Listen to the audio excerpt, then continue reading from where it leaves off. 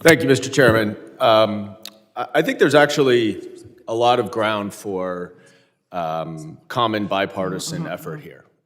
I can assure all of my colleagues that the immigration issue is top of mind, that Democrats are very concerned about whether there are convicted criminals who remain in this country, and because of our immigration laws, including the fact that a country has to be willing to take someone who is removed in order for that person to be removed. There certainly are lots of things that we can address here. Our national security is at a very perilous point.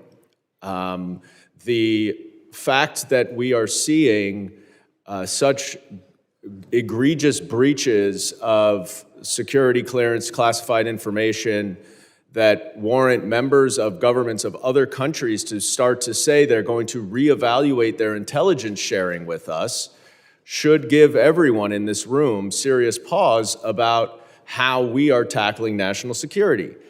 Now, publishing the number of SIAs, it may be nice for to talk about. It may certainly, the transparency is something that we support, but it does nothing to ultimately secure our homeland.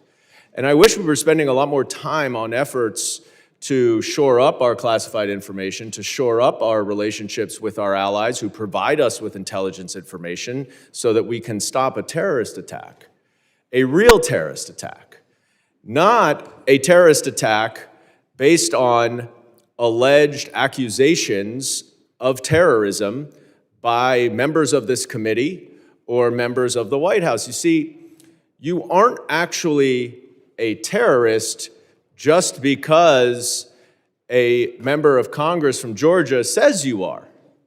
There actually has to be evidence provided to support that. That's how our country works. That's how due process works. That's how the rule of law works.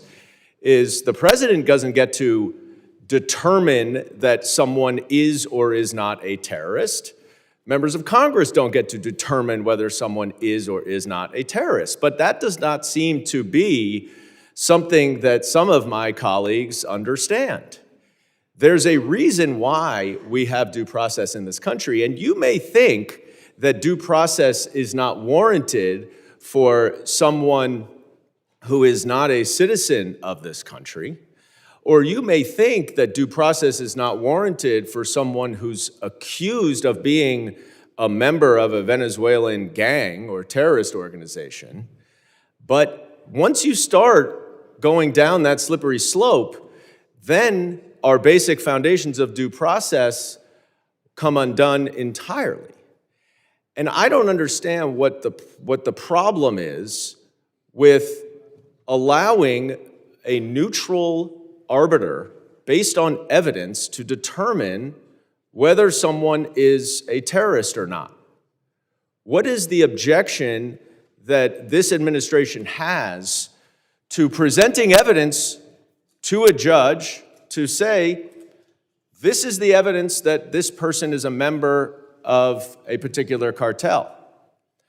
What we've seen in one particular case that is top of mind right now is that there's a confidential informant who has said that someone was a member of a foreign gang, a foreign terrorist organization now designated, and that he wore a particular type of baseball hat.